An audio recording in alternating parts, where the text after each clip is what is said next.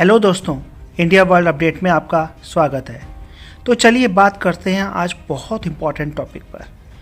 हम सुबह उठने से लेकर रात को सोने तक कई मशीनों का उपयोग करते हैं, जैसे कि smartphone, computer, printer, laptop, TV, fan, cooler, fridge, AC, geyser और न जाने क्या क्या यूज़ करते हैं हम लोग। लेकिन ज़्यादातर मशीनें सिर्फ ऑन या ऑफ तक ही सीमित है और इन्हें इंसानी हेल्प की भी जरूरत पड़ती है, यानी कि उन्हें ऑपरेट करना पड़ता है।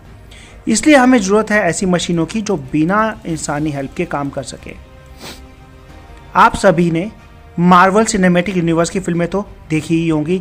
यदि नहीं भी देखी हैं तो आपने रजनीकांत की रॉबर्ट और 2.0 भी देखी ही होगी।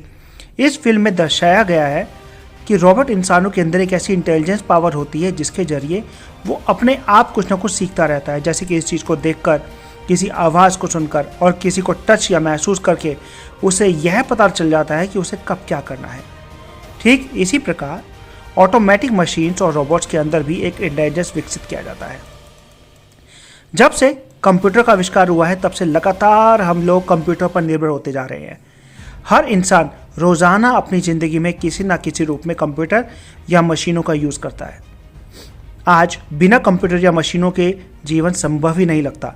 मशीनों की स्पीड, उनके काम करने की कैपेसिटी, मशीनों को यूज़ करने में आसानी और कॉम्प्लेक्स समस्याओं के निवारण, इन सभी के कारण हमारी डिपेंडेंसी उसके ऊपर बहुत तेज़ी से बढ़ती जा रही है।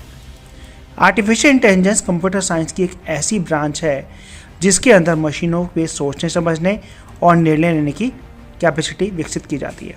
यानी कि मशीनों को बुद्धिमान बनाया जाता है, उनको इंटेलिजेंट बनाया जाता है ताकि वे इंसानों की तरह सोच समझकर निर्णय ले सकें और बिना इंसानी मदद के काम कर सकें।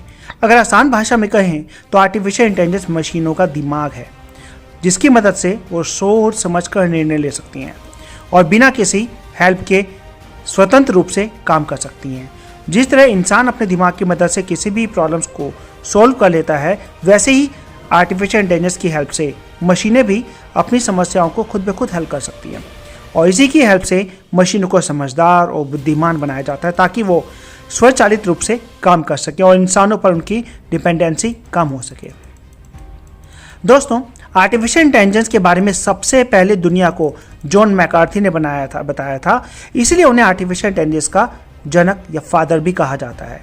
जॉन मैकार्थी एक अमेरिकन कंप्यूटर साइंटिस्ट और शोधकर्ता थे। 1956 में उन्होंने आर्टिफिशियल इंटेलिजेंस के बारे में पूरी तरीके से एक्सप्लेनेशन दी। उनके अकॉर्डिंग आर्टिफिशियल इंटेलिजेंस एक हाई लेवल का कंप्यूटर साइंस है जिसकी हेल्प से मशीनों में इंटेलिजेंस का विकास किया जा सकता है, अर्थात ऐसे रोबोट्स और कंप्यूटर प्रोग्राम्स बनाए जा सकते हैं जो ह्यूमन इंटेलिजेंस के सिद्धांत पर काम करें। आर्टिफिशियल इंटेलिजेंस को समझने से पहले हमें इंसानी ब्रेन को समझना होगा। ह्यूमन ब्रेन पैटर्न समझने में काफ़ी फास्ट होता है और उसकी क्षमता के कारण हमने कई विकसित सभ्यताओं और नए आविष्कारों को जन्म भी दिया है। आज हम अपनी यही शक्ति मशीनों को दे रहे हैं। फ्यूचर में जब मशीनों को इंसान की शक्ति का एक्सपोजर मिलेगा तो इससे बहुत बड़ा खतरा पैदा हो सकता है। इंसानी मशीन एक सीमा के भीतर रहकर सूचनाओं को प्रोसेस करते हैं, वही बात मशीनों पर आती है तो बहुत ही तेज़ी से अपने अंदर डेटा की प्रोसेसिंग करके और निष्कर्ष हमारे सामने रख देते हैं। वहीं क्वांटम कंप्यूटर अगर वो डेवलप हो गया तो उसकी क्षमता को एक बार नए शिखर पर जाने का काम करेगा। फ्यूचर में आर्टिफिशियल इंटेलिजेंस अनंत मात्रा में डेटा को संग्रह करके उतने ही बड़े रिजल्ट निकालने की क्षमता भी रखेंगे। ऐसे में आर्टिफिशियल इंटेलिजेंस के एम, उद्देश्य अगर हमारे उद्देश्यों से जरा भी बेमेल होते हैं तो वो संपूर्ण मानव जाति पर खतरा भी साबित हो सकते हैं। यही एक बड़ी वजह है जिसके चलते आर्टिफिशियल इंटेलिजेंस को लेकर कई एक्सपर्ट्स बहुत ज़्यादा चिंतित दिख रहे हैं। 1965 में इंटेल के को फाउंडर गॉर्डन ई मुरे ने दुनिया के सामने एक नई थ्योरी रखी थी। इस थ्योरी में उन्होंने बताया था कि कंप्यूटर में यूज होने वाले ट्रांजिस्टर हर 2 साल में अपनी प्रोसेसिंग पावर को बढ़ाकर डबल कर लेते हैं। बाद में मुरे के इसी नियम को मुरे लॉ के नाम से जाना जाने लगा। आज जिस तेजी से कंप्यूटर की प्रोसेसिंग स्पीड, उसकी काम करने की क्षमता में बढ़ोतरी हो रही है, मुरे लॉ की माने तो कंप्यूटर की ये क्षमता आने वाले समय में और भी तेजी से बढ़ेगी। ऐसे में आज जो आर्टिफिशियल इंटेलिजेंस का विकास हो रहा है उसे लेकर दुनिया के कई बड़े बिलियनियर और एक्सपर्ट्स काफ़ी चिंतित दिखाई दे रहे हैं। आर्टिफिशियल इंटेलिजेंस के आने के बाद एक नई चर्चा केंद्र का विषय बन गई है और वो है कि क्या आर्टिफिशियल इंटेलिजेंस इंसानी इंटेलिजेंस को पीछे छोड़ देगा। इस सवाल की गंभीरता का अंदाजा आप इसी बात से लगा सकते हैं कि तकनीकी क्षेत्र से जुड़े कई एक्सपर्ट्स इसको लेकर एक मत हैं। वो इस बात की संभावना भी जता रहे हैं कि आर्टिफिशियल इंटेलिजेंस का विकास इंसान को विकास की दौड़ में कहीं पीछे ना कर दे।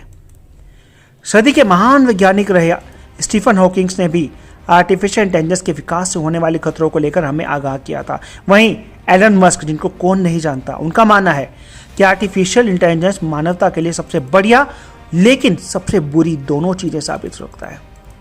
दोस्तों, आर्टिफिशियल इंटेलिजेंस की जरूरत क्यों पड़ी? आर्टिफिशियल इंटेलिजेंस की फिलॉसफी और इसका लक्ष्य क्या है? जब इंसान कंप्यूटर सिस्टम की असली ताकत की खोज कर रहा था, तब मनुष्य की अधिक जानने की इच्छा ने, उसकी क्यूरियोसिटी ने उसे यह सोचने पर मजबूर कर दिया कि क्या मशीन भी हमारी तरह सोच सकती हैं। और इसी तरह ही आर्टिफिशियल इंटेलिजेंस के डेवलपमेंट की भी शुरुआत हुई, जिसका ये लेवल एक ही उद्देश्य था कि एक ऐसी इंटेलिजेंट मशीन को डेवलप किया जाए जो कि इंसानों की तरह बुद्धिमान हो और उन्हीं की तरह सोच सके। तो दोस्तों, अब बात करते हैं कि आखिर आर्टिफिशियल इंटेलिजेंस को क्रिएट कैसे किया जाता है। उसके भी कई स्टेप्स हैं, जैसे machine learning, deep learning, robotics, machine vision, natural language processing means NLP और एक्सपर्ट सिस्टम। अगर हम मशीन लर्निंग के बारे में बात करते हैं तो मशीन लर्निंग आर्टिफिशियल इंटेलिजेंस का एक बहुत ही इंपॉर्टेंट पार्ट है। ये एक ऐसा मीडियम है जिसके माध्यम से कंप्यूटर को सीखना या सिखाया जाता है। मशीन लर्निंग की हेल्प से ही एक कंप्यूटर आर्टिफिशियल इंटेलिजेंस को हासिल कर सकता है। मशीन लर्निंग कंप्यूटर को डेटा में पैटर्न खोजने, पुराने डेटा से सीखने और पुराने अनुभवों से सीखने में, एल्गोरिदम का उपयोग करने के, निर्णय लेने में और सीख का प्रदर्शन करने में सुधार करने में हेल्प करता है। तो अब बात करते हैं डीप लर्निंग की। डीप लर्निंग भी उसका एक पार्ट है जिसकी हेल्प से मशीनें इंसानों की मदद से बिना इंसानों की तरह काम कर सकती हैं। डीप लर्निंग का यूज़ आवाज़ को पहचानने में, बिना ड्राइवर की कार में, ट्रांसलेशन में, किसी भी फोटो में चीज़ों को पहचानने में किया जाता है। डीप लर्निंग ह्यूमन ब्रेन की संरचना और काम करने के तरीके से भी प्रेरित है, इसीलिए इसे आर्टिफिशियल न्यूरल नेटवर्क भी कहा जाता है। तो अब बात करते हैं मशीन विजन की। मशीन विजन कंप्यूटर सिस्टम की एक छोटी सी एप्लीकेशन है जिसके जरिए मशीनें किन्हीं भी चीज़ों को या वस्तुओं को पहचान सकती हैं। जैसे मशीन विजन हमारे शरीर की तरह और कंप्यूटर विजन रेटिना, दिमाग, ऑप्टिक नर्व और सेंट्रल नर्वस सिस्टम के जैसे मशीन विजन कैमरा का इस्तेमाल करके फ़ोटो को देखता है और कंप्यूटर विजन उसी फोटो को प्रोसेस करता है। मशीन विजन का यूज़ रोबोट और बिना ड्राइवर की कार को मार्गदर्शन देने के लिए किया जाता है। अब बात करते हैं हम NLP की। NLP ये भी एक बहुत इंपॉर्टेंट पार्ट है जिसके माध्यम से कंप्यूटर मानव की लैंग्वेज को समझ सकते हैं, उसे प्रोसेस कर सकते हैं, जैसे कि हिंदी, इंग्लिश, तमिल या दूसरी और भाषाएं। NLP भी हम जिसको कहते हैं बहुत ही ज़्यादा महत्वपूर्ण फील्ड है। बिना NLP के AI means artificial intelligence robots हमारी भाषा को नहीं समझ पाएंगे और हम उन्हें कोई भी काम करने के लिए निर्देश नहीं दे पाएंगे। आज लगभग हर मोबाइल फ़ोन प्राकृतिक भाषा संस्करण मीन्स NLP प्रौद्योगिकी का उपयोग कर रहा है। हम लोग गूगल असिस्टेंट के बारे में बात करते हैं, आईफोन में सीरी के बारे में बात करते हैं, कंप्यूटर में PUBG फॉर PC के बारे में बात करते हैं। तो ये सब NLP की ही मदद से संभव हो पाया है। NLP हम लोगों की काफ़ी हेल्प करता है कि हम लोग डायरेक्ट अपनी लैंग्वेज में कंप्यूटर से बात कर सकें। तो अब आते हैं एक्सपर्ट सिस्टम पर। एक्सपर्ट सिस्टम भी आर्टिफिशियल इंटेलिजेंस की एक एप्लीकेशन है। अल्टीमेटली ये एक कंप्यूटर एक प्रोग्राम है जो ह्यूमन एक्सपर्ट्स के निर्णय लेने की क्षमता के समान ही निर्णय लेने की क्षमता रखते हैं। ये इसके लिए डेटाबेस का इस्तेमाल करते हैं। इसका यूज़ किसी कॉम्प्लेक्स प्रॉब्लम्स को सॉल्यूशन निकालने के लिए किया जाता है। इसका यूज़ हेल्थ के क्षेत्र में भी किया जा सकता है, जैसे कुछ लोग डॉक्टर से कुछ गुप्त रोग की समस्या के बारे में नहीं बता पाते हैं, लेकिन यदि उन्हें कंप्यूटर प्रोग्राम को ये चीज़ें बतानी पड़े तो वो लोग बिना हिचकिचाए कंप्यूटर प्रोग्राम को सब कुछ बता देंगे। तो अब बात करते हैं रोबोटिक्स की। रोबोटिक्स आर्टिफिशियल इंटेलिजेंस और इंजीनियरिंग की एक बहुत बड़ी या बहुत इंपॉर्टेंट ब्रांच है। इसका यूज़ करके हम इंटेलिजेंट रोबोट्स को डिज़ाइन और निर्माण कर सकते हैं। रोबोट्स इंसान के लिए कठिन दिखने वाले कामों को बहुत ही आसानी से पूरा कर सकते हैं। वो हम इंसानों की तरह ही लोगों से व्यवहार कर सकते हैं। एक इसका बहुत अच्छी एग्जाम्पल है सोफिया रोबोट। चलिए अब आर्टिफिशियल इंटेलिजेंस के टाइप्स के बारे में बात करते हैं। तो इसमें सबसे पहले आता है रिएक्टिव मशीन्स। ये पुराने टाइप की मशीन्स हैं जो किसी भी यादों को स्टोर करने में सक्षम नहीं होती थी और इनफैक्ट डिसीजन लेने के लिए वो पुरानी स्टोर्ड फॉर्म का कोई यूज़ नहीं कर पाती थी। जैसे कि अगर हम 1990 में बात करें तो IBM द्वारा बनाया गया चेस खेलने वाला सुपर कंप्यूटर डीप ब्लू, जिसने उस समय के number 1 chess player Garry Kasparov को चेस के खेल में हरा दिया था। डीप ब्लू एक ऐसा सुपर कंप्यूटर था जो चेस के बोर्ड पर बने कॉलम को पहचान सकता था, परिस्थितियों का विश्लेषण कर संभावना को देखते हुए अपनी चाल को चल सकता था। सुपर कंप्यूटर के अंदर कोई भी स्टोरेज नहीं थी और ना ही वो मेमोरी को स्टोर करने में सक्षम था। डीप ब्लू अपने विरोधी की वर्तमान चाल को देखते हुए निर्णय लेता था। उसको इससे मतलब ही नहीं था कि उसने पहले कौन सी चाल चली थी। तो नंबर 2 पे बात करते हैं लिमिटेड मेमोरी की। इस तरह के आर्टिफिशियल इंटेलिजेंस प्रणाली बीते हुए समय का डेटा स्टोर कर सकते हैं और पुराने डेटा का यूज कर भविष्य के लिए निर्णय भी ले सकते हैं। उनमें ऐसी कैपेसिटी होती है कि ऐतिहासिक डेटा से सीख सके और खुद से निर्णय ले सके, और इसका यूज बिना ड्राइवर वाली गाड़ियों में किया जाता था। बिना ड्राइवर वाली गाड़ियों को इस तरीके से बनाया जाता है कि वो रोड पर चल रही गाड़ियों की स्पीड, ब्रेकर्स और इन सबको ऑब्जर्व करके भविष्य में होने वाले हादसों को रोक सके। ये ऑब्जर्वेशनल मेमोरी हमेशा के लिए स्टोर नहीं होती है, सिर्फ टेम्परेरी होती है। तो हम बात करते हैं थर्ड की, थ्योरी ऑफ माइंड।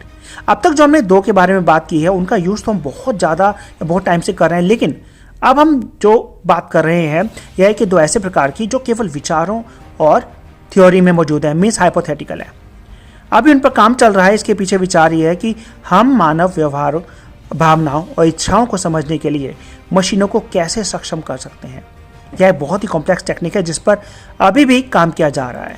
यदि भविष्य में आर्टिफिशियल इंटेलिजेंस सिस्टम को इंसानों के बीच रहना है तो उन्हें यह समझना जरूरी है कि हर इंसान की इच्छाएं, भावना और विचार अलग अलग होते हैं और इनको ध्यान में रखते हुए उनसे किस प्रकार की बातचीत की जाए। 4th पे आता है सेल्फ कॉन्शियस। आर्टिफिशियल इंटेलिजेंस का फाइनल स्टेप है। मशीन के अंदर सेल्फ कॉन्शियसनेस का जगाना ही बहुत इंपॉर्टेंट पार्ट है ताकि वो अपने एग्जिस्टेंस के बारे में जान सके। इसको ही पाने के लिए सारे साइंटिस्ट लगातार काम कर रहे हैं। यदि रोबोट्स मनुष्यों की तरह ही अपने वजूद को लेकर अवेयर हो जाएं कि उनका वजूद है तो इंसानों और मशीनों में कोई अंतर नहीं रहेगा। लेकिन अभी हमें ये तक नहीं पता कि इंसान के अंदर सेल्फ कॉन्शियसनेस आती कहाँ से है, ये पैदा कैसे होती है। यदि हमने इसे समझ लिया तो शायद हम भविष्य में इंसानों जैसे रोबोट को बना पाएं। दोस्तों, अब आर्टिफिशियल इंटेलिजेंस के कुछ फ़ायदे और कुछ नुकसान के बारे में बात करते हैं। आर्टिफिशियल इंटेलिजेंस का उपयोग साइंस और मेडिसिन में होता है। जैसे AI रोबोट्स इंसानों से बेहतर किसी भी बीमारी को पहचान सकते हैं। AI हमारे लिए मैथ्स की बहुत सारी कॉम्प्लेक्स इक्वेशंस को भी सॉल्व कर सकती है। AI हमारे लिए कॉम्प्लेक्स क्वेश्चंस के आंसर दे सकता है कि जैसे ब्रह्मांड कैसे बना, हमारा अस्तित्व क्यों है, दूसरे ग्रहों पर जीवन ढूंढने में मदद कर सकता है, बिग बैंग से पहले क्या था, ब्लैक होल के अंदर क्या है, और ऐसे बहुत से क्वेश्चंस। AI का उपयोग बिजनेस में भी कर सकते हैं। AI बिना रुके 24 घंटे लगातार काम कर सकते हैं और इससे किसी भी चीज़ को बनाने की लागत भी कम आएगी। हम भविष्य में ऐसे रोबोट्स बना सकते हैं जो हमारी मैन्युफैक्चरिंग क्षमता को कई गुना बढ़ा सकते हैं। इनकी मदद से कंपनियां अपने कस्टमर्स को बहुत अच्छी सेवाएं प्रदान कर सकती हैं। AI का उपयोग हेल्थ सेक्टर में भी हो सकता है। हम ऐसे कंप्यूटर प्रोग्राम बना सकते हैं जो इंसान एक्सपर्ट्स की तरह मरीजों से बात कर सके और उनका इलाज भी कर सके। मरीजों को अपने गुप्त रोग कंप्यूटर प्रोग्राम को बताने में किसी भी प्रकार की हिचकिचाहट नहीं होगी। भविष्य में यदि AI रोबोट ज़्यादा डेवलप हो जाते हैं तो वे बिना किसी एरर के मनुष्यों की तुलना में बेहतर इलाज कर सकते हैं। कृषि क्षेत्र में भी AI का उपयोग किया जा सकता है। AI की हेल्प से फसल में लगी बीमारी और इंसेक्ट्स का हम आसानी से पता लगा सकते हैं। AI से हम फसलों का इंसेक्टिसाइड्स की वजह से छिड़काव बिल्कुल सटीकता से कर सकते हैं। हम फसल की उपज का भी अनुमान लगा सकते हैं। AI का यूज़ हम ट्रांसपोर्ट क्षेत्र में भी काफ़ी कर सकते हैं। AI का उपयोग बिना ड्राइवर वाली गाड़ियों के लिए किया जा सकता है, जिससे हम रोज सड़क पर होने वाले हादसों को रोक पाएंगे। हम लोग कार में बैठे बैठे अपना समय किसी और महत्वपूर्ण चीज़ों को भी दे पाएंगे। लेकिन आर्टिफिशियल इंटेलिजेंस के फायदे के साथ साथ कुछ नुकसान भी हैं, जैसे बेरोजगारी। यदि किसी तरह हम ऑटोमेशन की तरफ लगातार बढ़ते रहे तो एक दिन लोगों के पास किसी भी प्रकार का रोजगार ही नहीं बचेगा और आने वाले समय में रोजगार उसी को मिलेगा जिसके अंदर स्पेशलाइज्ड स्किल्स होंगी। मनुष्यों के लिए संभावित खतरा भी है।